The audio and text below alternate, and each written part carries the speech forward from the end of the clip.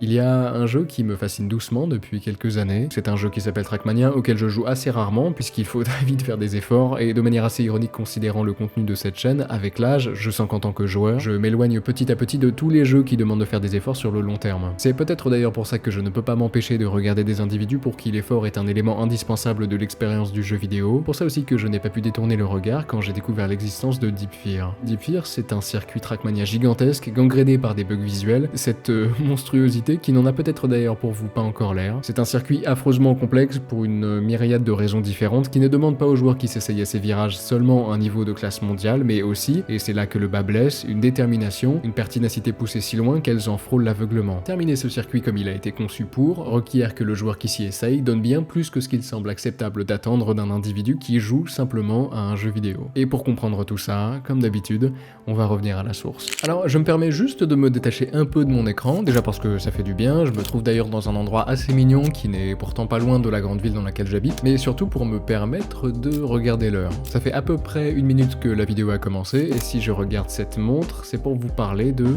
cette montre qui m'a gracieusement été envoyée parmi d'autres par Holzkern, les sponsors de cette vidéo, qui ont eu l'excellente idée d'intégrer des produits naturels à leur création. Typiquement ici vous en voyez, ce sont des montres en bois pour hommes comme pour femmes, qui sont des produits que je trouve très intéressants et qui utilisent un bois qui valorise une gestion forestière durable, donc pas mal. Bon, moi évidemment comme je vous parle des montres en bois, j'ai décidé de commander des montres qui n'avaient pas 1 gramme de bois sur elles. Vous allez devoir vous contenter de ce que vous allez trouver dans ces petits coffrets en bois, parce qu'elles arrivent effectivement là-dedans, ne me dites pas que vous ne trouvez pas ça mignon. Alors j'en ai pris une pour les occasions, or et noir, que je peux porter avec mes costumes, et une plus casual, qui se marie très bien avec mes vêtements de tous les jours. Moi qui portais rarement de montre, j'avoue que j'emmène celle-ci un peu partout, et de manière assez surprenante, là où je pensais la porter simplement pour le plaisir, j'ai réappris à lire l'heure sur mon poignet, sans avoir besoin de sortir mon téléphone de ma poche, et c'est en fait assez agréable. Bon, si je sais que vous êtes 5% de femmes seulement à regarder mes vidéos, sachez que je ne vous oublie évidemment pas, j'ai aussi offert une montre à une amie que je trouve absolument adorable, c'est fin et élégant, ça s'allie très bien avec un petit chemisier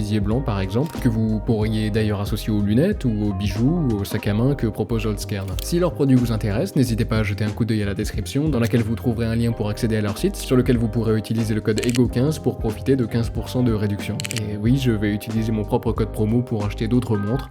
Et alors? Eh ben, on peut y retourner. Trackmania, c'est un jeu de course d'arcade, ou plutôt ce sont des jeux de course d'arcade qui appartiennent tous à la même franchise, et qui ont, soyons francs, par moments, et même assez souvent, l'air relativement simple. C'est peut-être d'ailleurs le contraste entre leur apparente facilité et leur extrême complexité qui me fait rester. Le Trackmania sur lequel se dérouleront les événements de cette vidéo a quelques années maintenant, c'est Trackmania Nations Forever, qu'on va appeler TMNF, et dont le but est tout aussi simple que pour les autres Trackmania. Vous conduisez une voiture que vous contrôlez avec 4 boutons, gauche, droite, avant, arrière. Vous êtes placé sur un circuit, soit ceux de la campagne officielle, soit les milliers créés par la communauté, des circuits donc que vous devez terminer le plus rapidement possible en partant d'une ligne de départ, en passant par des points de contrôle obligatoires et en finissant par franchir une ligne d'arrivée. Il n'y a pas de collision avec les autres voitures, ce qui veut dire qu'en course, vous n'avez pas besoin de vous préoccuper des positions des autres pilotes, pas de crainte à avoir concernant un choc physique. Votre adversaire, c'est le circuit. De toute manière, à vrai dire, quasiment toutes les heures que vous passerez sur ce jeu, vous les passerez seul à rouler un circuit en boucle pour améliorer votre temps de quelques secondes, puis de quelques dixièmes, quelques centièmes,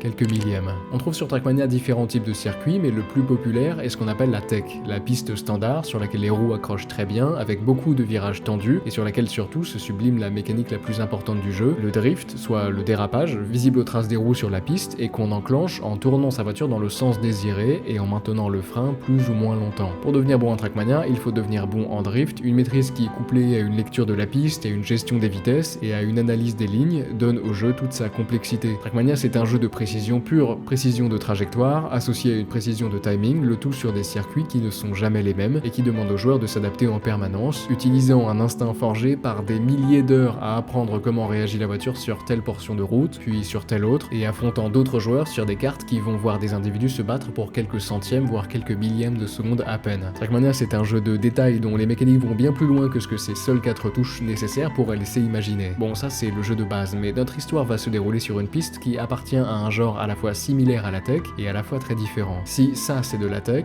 Ça, c'est du full speed. En gros, ça va plus vite. Quand vous jouez du full speed, vous ne relâchez jamais l'accélérateur en roulant sur des maps qui vous font passer sur des boosts, vous faisant atteindre des vitesses visiblement anormales sur des circuits construits pour, avec d'immenses rampes, de larges virages et des loopings sur lesquels vous allez devoir essayer de survivre à plus de 500 km/h. Sauf que la difficulté du full speed va en fait bien plus loin que l'esquive d'obstacles sous haute vitesse. Figurez-vous que pour les joueurs de full speed, ne jamais relâcher l'accélérateur et prendre les boosts que leur offrent les circuits, ce n'est évidemment pas assez. En bons joueurs de Trackmania, ils ont très vite cherché une manière d'aller plus vite encore, et ils l'ont très vite trouvé. Bon, je vous montre. Ça, c'est une mécanique qu'on appelle le speed drift, une variante du drift qui ne peut s'effectuer qu'à partir de 400 km/h et que vous déclenchez soit en lançant un petit drift manuellement, soit, plus souvent, en profitant de la courbure des blocs et des sauts pour tourner fortement de manière à ce que le drift se lance seul. Bref, ça, ce n'est pas très important. Quelle que soit la manière que vous utilisez, il faut que votre drift soit assez petit pour que vos pneus arrière passent sur les traces des pneus avant. Quand c'est fait correctement, la mécanique permet au véhicule d'accumuler de la vitesse, ce qui, sur les longs circuits de full speed, peut faire gagner à son pilote des secondes entières. Autant vous dire que sur Trackmania, où les joueurs s'affrontent pour des millièmes, c'est absolument indispensable. Le speed drift, c'est une science en fait assez complexe. Au-delà du fait qu'il faut savoir quand les déclencher et combien de temps les maintenir, il faut aussi considérer que le pourcentage de superposition optimale des roues varie en fonction de la vitesse du véhicule. En gros, plus vous allez vite, plus il faut que la superposition augmente. Bon, des circuits full speed, il y en a pour tout le monde. Je vous invite d'ailleurs à essayer, c'est super sympa à rouler. Sauf qu'ici, évidemment, le circuit dont je vais vous parler n'est pas tout à fait aussi accessible que ceux que vous tenterez peut-être. En fait, dans le monde du full speed, c'est peut-être même le circuit le plus atroce qui soit,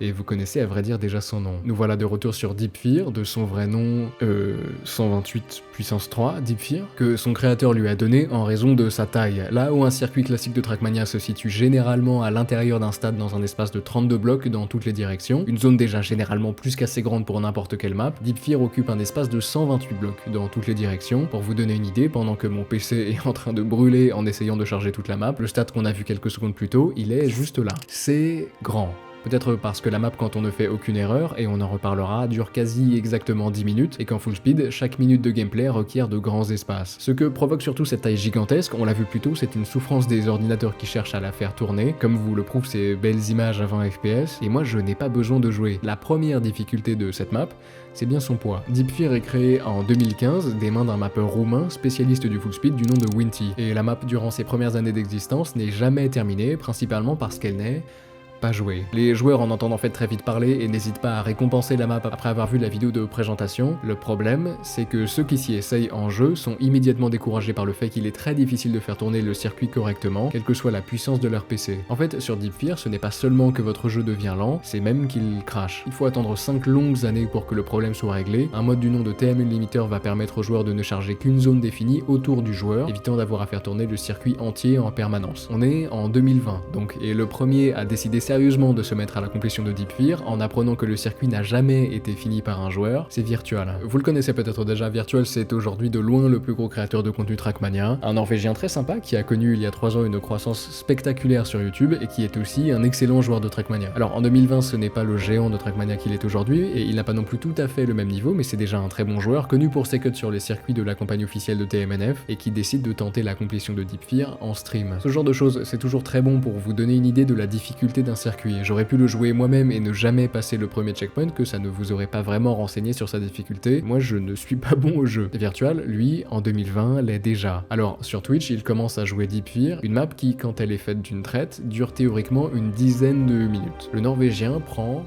17 heures pour arriver au bout. Bon alors, bravo pour sa détermination, clairement moi je n'aurais jamais pu, mais 17 heures ça vous questionne peut-être, le niveau est très dur d'accord, mais loin d'être impossible. Et vous avez raison, je vous ai parlé d'un niveau affreusement complexe, et le voilà déjà terminé. Bon, la difficulté ici ce n'est pas une difficulté de complétion, même si bon, ni vous ni moi n'y arriverait en moins de quelques jours, voire quelques semaines, mais pour les meilleurs joueurs du jeu, qui sont habitués à passer des heures, voire des jours à améliorer leur temps pour prendre des records du monde, la vraie difficulté réside dans le fait de terminer Deep Fear d'une traite, sans réapparaître. Je vous en ai déjà parlé tout à l'heure, un circuit c'est une ligne de départ, une ligne d'arrivée et des points de contrôle obligatoires entre les deux qu'on appelle des checkpoints. Ces checkpoints ont deux utilités. La première c'est vérifier que le joueur roule bien le circuit sans prendre de raccourcis. La seconde c'est réapparaître au dernier checkpoint emprunté si vous le souhaitez. Par exemple, quand vous ratez un virage ou que vous prenez un mur, vous appuyez sur un bouton et vous recommencez au dernier checkpoint que vous avez pris. Quand vous roulez le circuit en une fois, ces réapparitions n'ont pas d'importance, mais sur des maps comme Deep Fear, quel que soit le joueur, il va falloir réapparaître parce que chaque checkpoint ici est très compliqué à passer et tous les joueurs vont devoir recommencer chacun d'entre eux des dizaines voire des centaines de fois,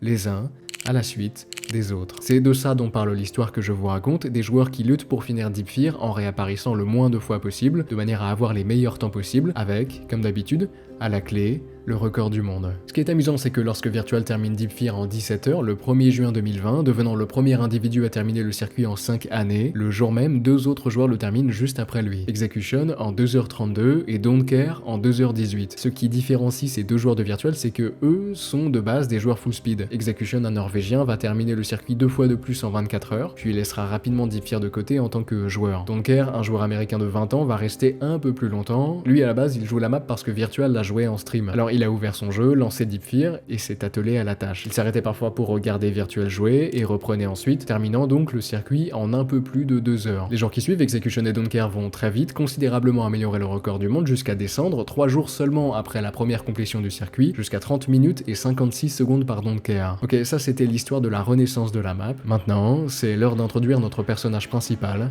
Moda. Execution et Don't Care, ce sont des joueurs de full speed. Moda, c'est le joueur de full speed, le gars qui domine le domaine depuis des années, qui gagne sans trop de problèmes les tournois full speed organisés depuis 2015, l'homme dont on sait sans le moindre doute qu'il est le meilleur joueur de full speed du monde, un Australien de 25 ans qui, en 2017 déjà, prenait connaissance de l'existence de Deep Fear et qui a bien entendu tenté de terminer la map. En fait, quand il est arrivé, il n'imaginait pas seulement finir le circuit, il ambitionnait déjà de le finir sans réapparaître une seule fois. Bon, ses ambitions du moment vont très vite être arrêtées par les lags infâmes provoqués par le poids du circuit, et il n'y pensa bientôt plus vraiment. 3 ans plus tard, le 1er juin 2020, il tombe, comme Don't Care, sur le stream de Virtual, et quand il voit le jeune Norvégien réussir à faire tourner Deep Fear sans lag et sans crash, il se pose des questions. Quand il trouve ses réponses sur le stream, il installe TM Limiter, et voyant qu'il peut rouler le circuit correctement, il s'y essaye enfin sérieusement, faisant montre, évidemment, de l'excellence toute particulière dont il faut faire preuve en full speed, une excellence qui nécessite, et sur Deep Fear encore plus qu'ailleurs, d'être attentif à deux choses. Premièrement, enchaîner les speed drift aussi souvent et intelligemment que possible. Secondement, réduire son airtime, donc le temps passé par la voiture dans les airs, chaque dixième de seconde passé ailleurs que sur la route étant un dixième de seconde qui n'est pas utilisé pour accélérer. Et sur Deep Fear, qui est une map qui dure plusieurs longues minutes, c'est de cette manière qu'on accumule de la vitesse et qu'on finit par gagner des secondes puis des minutes sur des joueurs moins bons, le speed drift et la réduction d'airtime. Et je crois que quand je regarde Moda jouer, c'est ce deuxième point qui m'impressionne le plus. Voir sa voiture agripper la route malgré la vitesse gigantesque de son véhicule, malgré les virages, les rebords, les atterrissages ultra véloces, sa voiture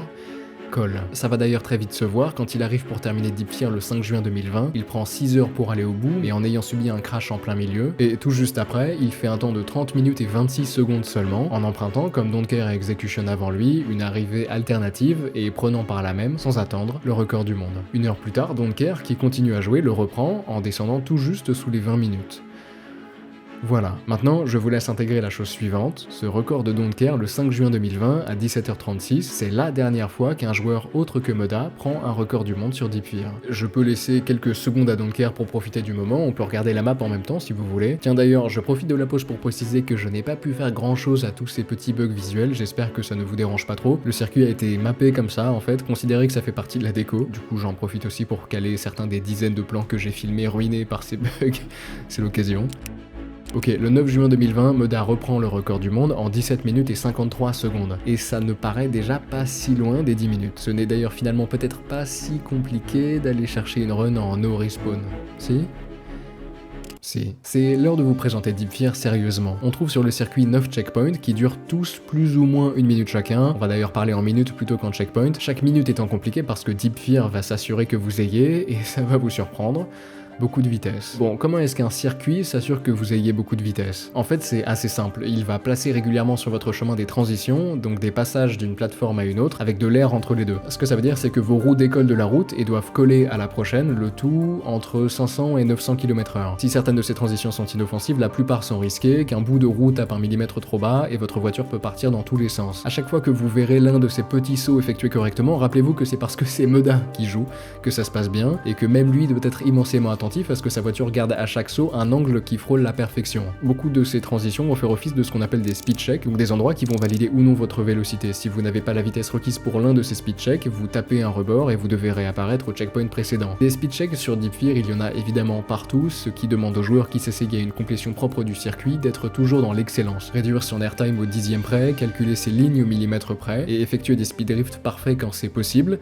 et donc quand c'est nécessaire. Si vous n'y arrivez pas, ce n'est pas simplement que votre temps sera sera un peu moins bon. À moins de frôler la perfection sur toutes vos actions, vous perdrez de la vitesse et vous taperez quelque chose et vous serez obligé de recommencer au checkpoint précédent. Ce qui d'ailleurs est peut-être plus embêtant que ce que vous imaginez. Sur TMNF, quand vous réapparaissez à un checkpoint, vous n'avez plus aucune vitesse, vous devez repartir de zéro en utilisant des voies alternatives mises en place par le créateur du niveau pour reprendre de la vitesse, ce qui vous fait perdre de très longues secondes et ce qui est évidemment inacceptable pour Moda. Quand vous le regarderez rouler, vous ferez attention à ces transitions et bon, vous les verrez de toute manière un peu partout. Sur Deepfear, il y en a 420, soit 420 opportunités de dévier d'1 millimètre et de se manger un mur. Bref, voilà, les speed checks c'est partout et tous les checkpoints sont compliqués, soit. Mais il y a évidemment des minutes qui se détachent du reste et qui demandent plus que de l'excellence. Moda a bien voulu classer pour cette vidéo les zones les plus compliquées de Deepfear et il s'avère que les choses sont relativement bien faites, la courbe de progression est honnête et on trouve effectivement les minutes les plus dures à la fin. Dures pour deux raisons. Premièrement, des speed checks compliqués à passer. Secondement, des bugs.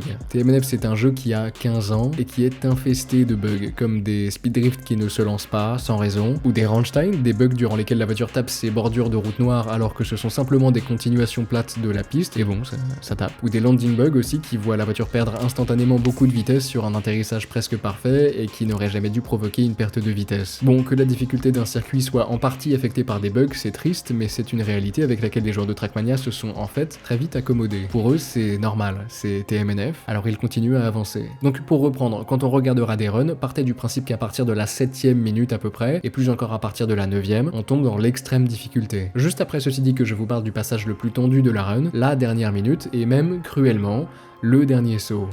Les choses sont bien faites. Ce saut, c'est le saut qui change tout. C'est une longue rampe couverte de boost, au bout de laquelle vous vous propulsez dans les airs, vers une plateforme située plus loin et plus en hauteur. Une fois que vous êtes là-bas, si vous atterrissez correctement, vous n'avez plus besoin de vous inquiéter de grand chose, c'est presque tout droit, si vous atterrissez correctement, je le répète. Déjà, pour rentrer correctement sur la rampe, il faut que vous tapiez ce bump blanc sur lequel les bugs sont fréquents et qui peut casser votre angle et votre momentum. J'ai vu Moda rebondir sur ce bump un paquet de fois en arrivant sur la rampe, croyez-moi, ce n'est pas trivial du tout. Et même si vous passez, la chose n'est pas jouée. Regardez ici, Moda a la vitesse pour faire le saut et atteindre la plateforme suivante, mais en tapant très légèrement le bord, avec un atterrissage qui le dévie délicatement de sa trajectoire initiale, assez délicatement pour que le prochain saut le fasse crash. C'est à ce niveau de détail auquel on a affaire ici, le saut est affreux. Alors oui, la rampe est couverte de boost, mais ce qui va tout changer, c'est évidemment la vitesse que vous aviez avant d'emprunter la dite rampe, et le seuil minimum de vitesse nécessaire pour atteindre la plateforme du fond est très dur à atteindre dans ces conditions, avec 712 km/h requis. Sur les portions de route qui précèdent la rampe, ça demande une précision phénoménale, une précision requise d'ailleurs au moment le plus important de la run,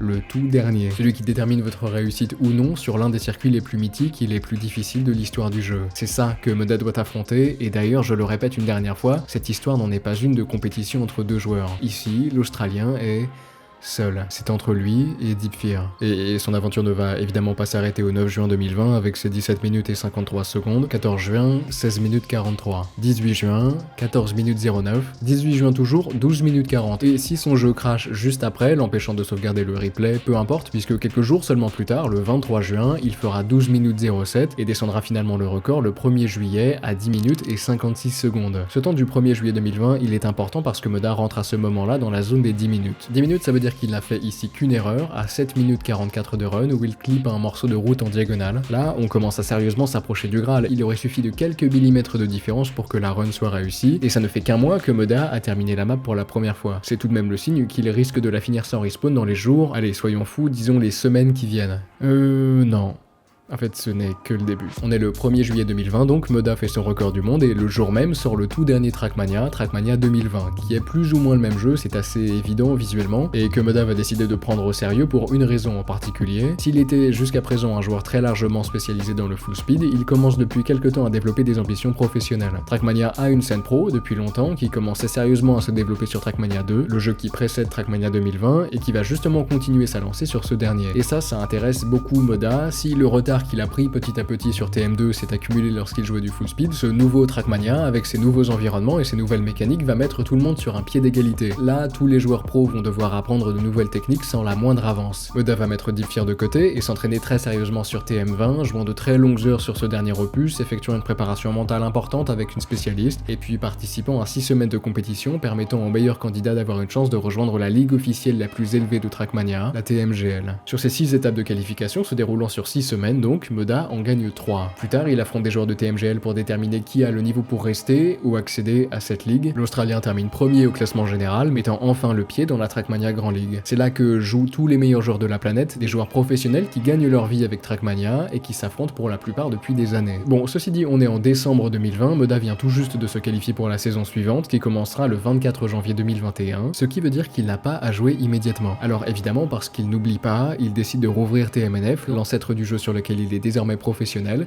et de relancer Deep Fear. Malgré le fait qu'il n'ait pas rejoué le circuit depuis des mois, il rentre immédiatement de très bon temps. Un premier record du monde déjà le 18 décembre, crachant à 3 minutes 23, mais gagnant malgré tout 5 secondes sur son temps précédent. Le 25 décembre, ça c'est une date qui va faire mal, préparez-vous, alors qu'il a réussi toute la map sans le moindre crash, arrivé à la rampe finale au saut à 712 km/h, il lui arrive ça. Ça, c'est le clip que je vous ai montré tout à l'heure pour illustrer la difficulté de l'obstacle, et avec Execution, l'un des premiers finishers de Deep Fear, qui a aussi passé plusieurs centaines d'heures à créer un TAS pour la map, on a déterminé que c'était le fait que Moda n'était pas parfaitement droit dans la montée qui lui a fait perdre un tout petit peu de vitesse, puisque la microseconde qu'il a dû passer à se redresser est du temps qu'il n'a pas passé à accélérer de manière optimale. Tout juste assez de temps pour le faire crash ensuite. On peut voir sur la run modifiée de Moda que m'a envoyé Execution que la voiture à la trajectoire rectifiée va légèrement plus vite que celle de Moda dans les airs, le faisant passer la suite sans taper. Ça se joue à ce niveau de détail. Et c'est évidemment affreusement frustrant pour Moda, qui est malgré tout allé chercher le finish alternatif, prenant un temps de 10 minutes 33, un beau record du monde,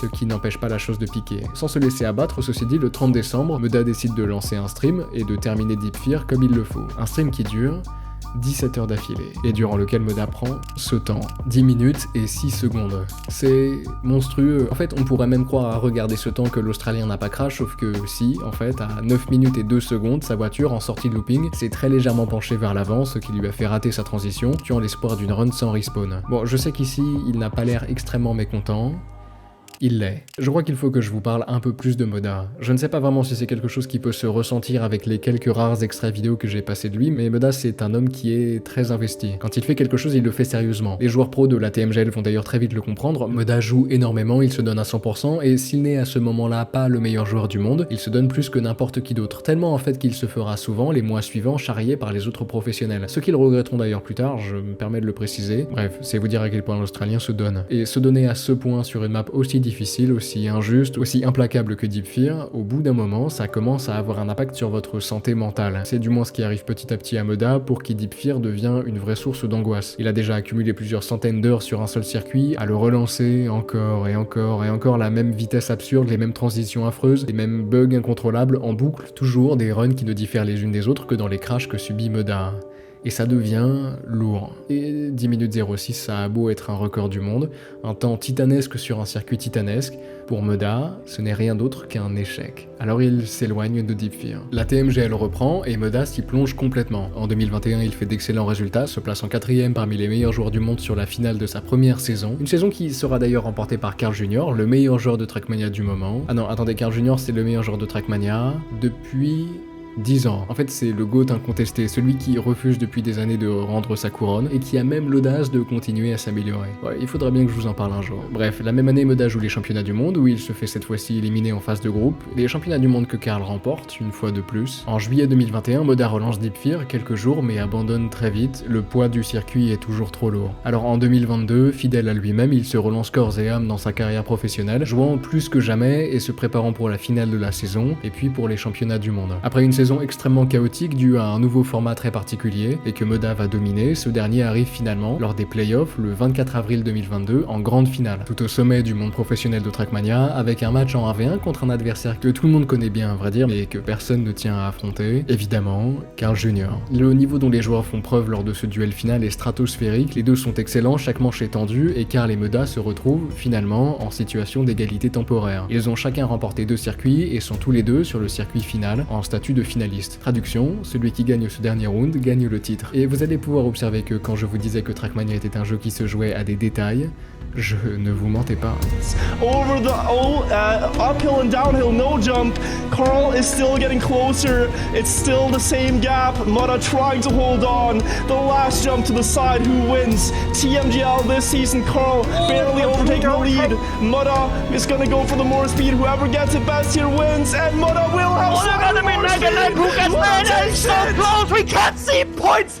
6,000 of a second, and Moda wins the TMGL Grand 6 millième. Moda l'emporta 6 millième, prenant par là même la première place de la saison. Les championnats du monde se passent très bien pour lui aussi, là où Karl récupère un 5e titre de champion du monde. Moda, lui, prend une 3e place, prouvant à tous que sa résolution et ses entraînements intensifs étaient complètement justifiés. Et maintenant que sa carrière pro est lancée, qu'il est désormais largement considéré comme l'un des meilleurs joueurs de la planète, que la saison TMGL vient de se terminer et que Moda a plusieurs mois devant lui, il recommence à regarder Deep Fear comme une opportunité plutôt que comme une tâche. Alors il revient et il se donne une dernière chance. Deep Fear, c'est maintenant ou jamais. Et il s'en donne les moyens, comme en 2020, il s'entraîne 2 à 3 heures par jour sur chaque checkpoint individuel, puis il lance son stream quotidiennement et joue à Deep Fear 4 à 5 heures de plus pour des runs complètes. Il se sent vite plus rapide, plus constant sur ce circuit qu'il connaît sur le bout des doigts, sur cette map qu'il a maintenant joué des centaines d'heures, une map qui hante ses pensées depuis 2 ans déjà, qui a sérieusement abîmé sa santé mentale, qui l'a amené proche du burn-out, une map qu'il semble être le seul à être capable de finir sans respawn, dont on lui parle en boucle depuis des années, qu'il a obsédé au point de la jouer et de la rejouer des milliers de fois. Dès qu'une de ses runs dépasse 5 minutes, la pression augmente toujours nécessairement d'un cran, il commence à stresser sérieusement, à trembler par moments. 5 minutes, c'est plus ou moins le moment où la difficulté de la map commence à augmenter, le moment aussi où Moda se rend compte qu'il peut finir Deep Fear pour de vrai, et mettre fin à des années d'essais infructueux, des années de souffrance, de résignation, durant lesquelles se sont détachés par moments quelques instants d'espoir, durant lesquels il a semblé à Moda possible, tout juste possible, de tout enchaîner, chaque rampe, chaque virage, chaque speed check, comme les rouages d'une machine complexe qui s'emboîterait finalement, et qui lui permettrait d'enfin mettre un terme à son voyage. Alors il joue, il recommence Deep Fear,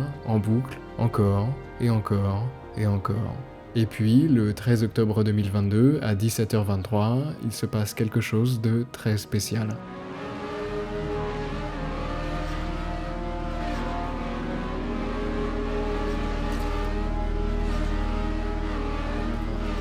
It's been that long.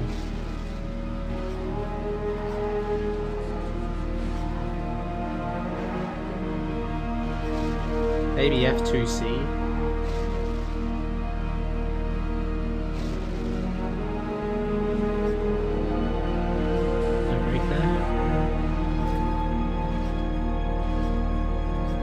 Also just like never knowing how fast you actually were on the map. I like that.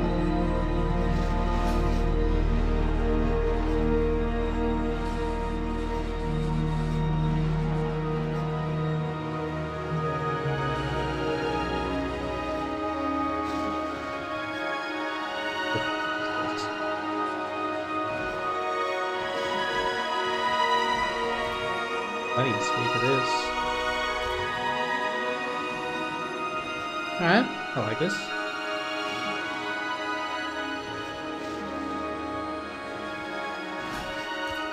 Oh.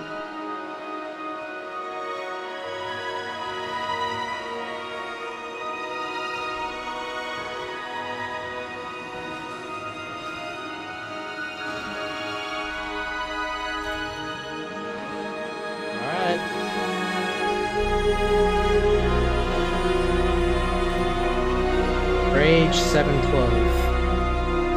That's your job. Rage 712.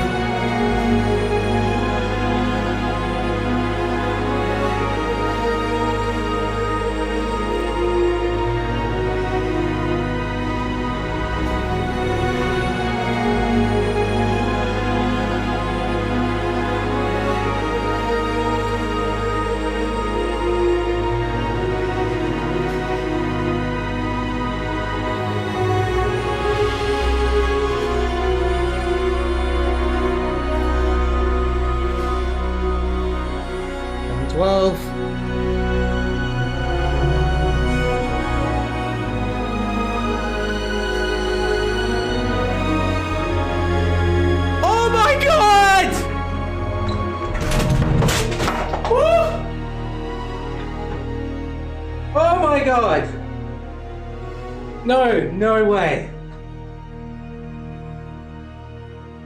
Woo!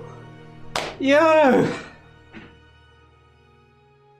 Des streams de Moda, j'en ai regardé quelques-uns, et je dois vous le dire, ce n'est généralement pas particulièrement le genre à exploser de joie. C'est un type résolu, concentré, qui donne tout dans son jeu, et le savoir délivrer de tant de pression m'a personnellement, sincèrement rendu heureux. 800 heures, des dizaines de milliers d'essais, une lutte entre Moda et Deep Fear, et puis finalement, entre Moda et Moda, qui se clôt par une run sans crash, et par une run qui plus est, qui passe la barre des 10 minutes. Je ne pouvais pas en demander plus. Sur son stream, c'est assez amusant, juste avant son record du monde, il passait du temps à discuter avec son chat, se remémorant les bons moments passés sur TMNF, ce jeu qu'il a introduit à Trackmania, sur lequel il s'est fait de nombreux amis, et sur lequel surtout, il a fait la découverte du full speed. Ce 9 minutes 59 sur TMNF, c'est un ensemble d'adieux. Un adieu à Deep Fear, un adieu à TMNF, et un adieu au full speed. Ce 13 octobre 2022, c'est une page de sa vie qui se tourne, et une autre qui peut définitivement s'ouvrir. Aujourd'hui, Moda est toujours l'un des meilleurs joueurs professionnels de la planète, il vient d'ailleurs de remporter le tout dernier split TMGL en duo, que voulez-vous que je vous dise de plus? Ses chaînes Twitch et YouTube sont en description, je vous ai même mis le lien de son record, si vous voulez y faire un tour et y laisser un petit message de félicitations. N'hésitez pas. De notre côté, avec Rastats, l'homme qui m'a épaulé pour fabriquer cette vidéo, on a décidé de mettre une petite prime de 200 € sur le circuit mini-golf de la campagne Community Speedrun. Le Community Speedrun, c'est une campagne de 25 circuits communautaires très impressionnants qui montre toute la diversité du nouveau Trackmania tout en servant de bon terrain d'apprentissage du jeu, donc les débutants, n'ayez pas peur d'essayer. Le tout dernier circuit de la campagne, c'est un circuit où il faut viser les 18 trous du mini-golf sans pouvoir tourner sa voiture quand on franchit la ligne noire. En gros, on lui donne de l'impulsion dans la bonne direction pour qu'elle rentre dans le trou en glissant, comme du mini-golf quoi. Sur ce circuit, c'est Rastat qui a le record du monde en 2 minutes 04 et il serait curieux de voir si quelqu'un serait capable de descendre sous la barre des 2 minutes, gagnant par là même la prime de 200 € quand même. Et si ça vous intéresse, n'hésitez pas à faire un tour dans la description, dans laquelle vous trouverez aussi, je le rappelle, les liens d'Allskern. Bon, je sais que ça fait beaucoup de choses sur lesquelles cliquer, faites comme bon vous semble. Merci infiniment à tous ceux qui m'ont permis de faire cette vidéo, c'est l'une de celles qui m'a demandé le plus de travail, je crois, et qui n'a été possible que grâce à Rastat, qui ne s'est pas seulement contenté de corriger mon texte, mais qui a en fait cherché toutes les informations nécessaires à la création de cette vidéo. Je n'ai d'ailleurs mis que la moitié de ce qu'il m'a envoyé, imaginez un peu. Merci aussi à Moda et à Virtual pour les informations qu'ils nous ont données, merci à Execution pour son aide et ses conseils, et pour ses tasks que j'ai utilisées pour illustrer certains passages, et merci enfin à TRK d'avoir eu la patience de répondre à toutes mes questions vis-à-vis de la création de plans sur TMNF. J'espère que t'es pas trop déçu de ceux que j'ai réussi à faire, il y en avait quand même plus de 200. J'ai charbonné mon gars, je te le dis. De mon côté, comme toujours, je vous remercie, je vous embrasse, et on se retrouve très bientôt. Tchuss.